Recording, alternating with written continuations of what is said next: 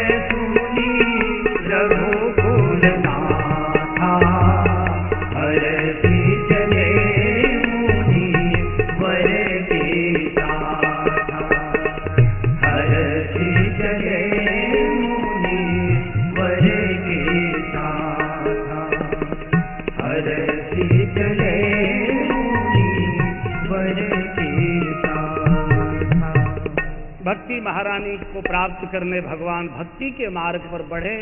गुरुदेव के सानिध्य में भजन करना हो, भक्ति करना हो, भगवत दर्शन करना हो, कोई न कोई सद्गुरु का सानिध्य चाहिए। पुस्तकों के अनुष्ठान से अहंकार बढ़ता है, सद्गुरु के सानिध्य से जीवन में विनम्रता आती है।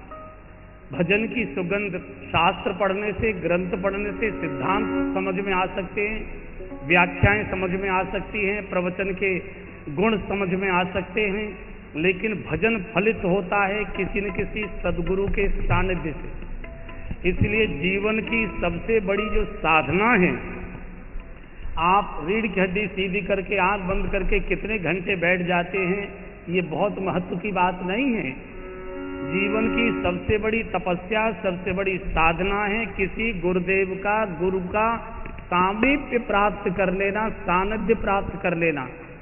सानिध्य से सुगंध बढ़ती है जीवन में, भजन फलित होता है, भजन सुगंधित बनता है। इससे गुरु के पास हो जाना, गुरु के साथ रहने की आवश्यकता नहीं है। साथ और पास में जमीन आसमान का अंतर है बंधुओं और बहनों। साथ होता है शारीरिक और पास होता है मानसिक। गुरुओं के साथ ज्यादा नहीं रहना चाहिए। अनुभव ऐसा कहता है कि जो ज्यादातर गुरुओं के साथ रहते हैं उनका गुरु से ही विरोध हो जाता है। कई तो ऐसे महापुरुष होते हैं जो गुरु जी से ही मुकदमा लड़ना शुरू कर देते हैं, उन्हीं से बोलचाल बंद हो जाती है।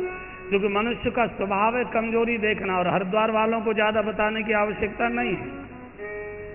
तो गुरुओं के साथ रहने की आवश्यकता नहीं, गुरु के पास हो जाना।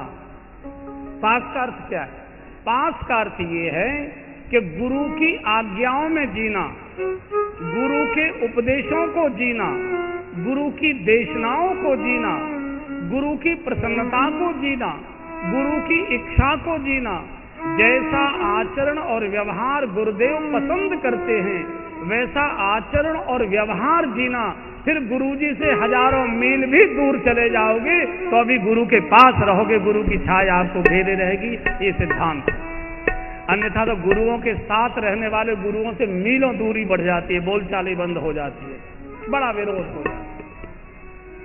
और गुरु की कृपा शिष्य को हमेशा घेरे रहती है। जो नालायक से नालायक बेटे पर भी माता पिता का आशीर्वाद रहता है, भले ही बेटा मिले न मिले। इसलिए गुरु की कृपा, उसकी छाया, उसका आशीर्वाद गुरु शरीर से भी अगर जीवित नहीं है तो भी गुरु की कृपा आपके ऊपर रहेगी।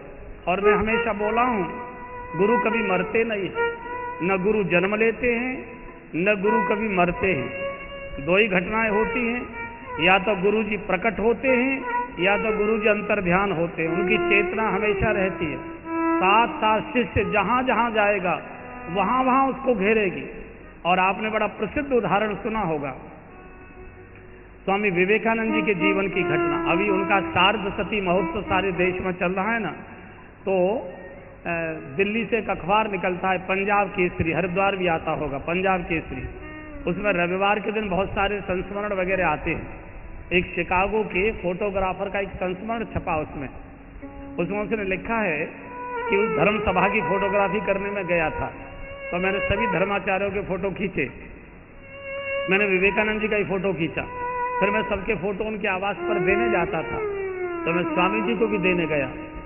तो मैंने स्वामी जी से कहा, स्वामी जी आज मैंने सबके फोटो खींचे हैं, आपका भी खींचा है, फोटो मैं लाया हूँ, लेकिन आपके पीछे कोई बूढ़े सज्जन दाढ़ी वाले खड़े थे, फोटो तो मैंने उनका खींचा, मैं उनसे मिलना चाहता था, जब तक मंच की ओर में गया तब तक वो गायब हो गए, दिखाई नहीं दे वो कौन थे।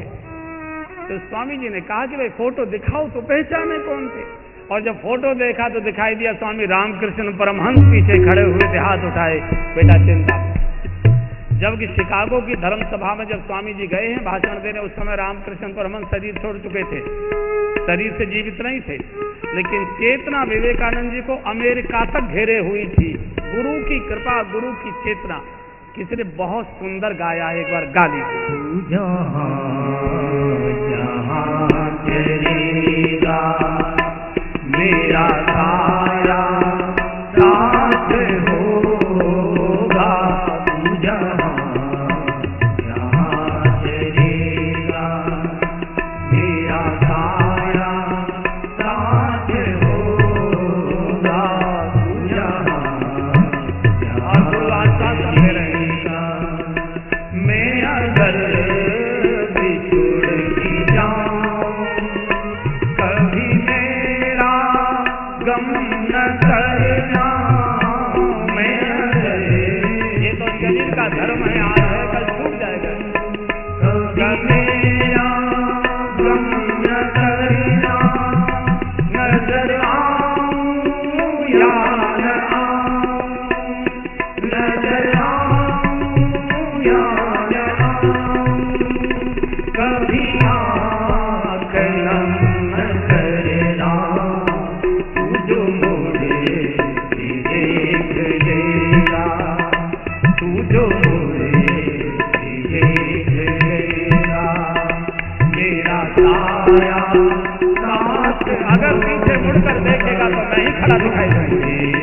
देख लेगा, मेरा साया साथ होगा, तू जहाँ चलेगा, तू जहाँ चलेगा, तू जहाँ चलेगा। गुरु शिष्य को कभी छोड़ते नहीं, शिष्य छोड़े तो छोड़े, गुरु नहीं।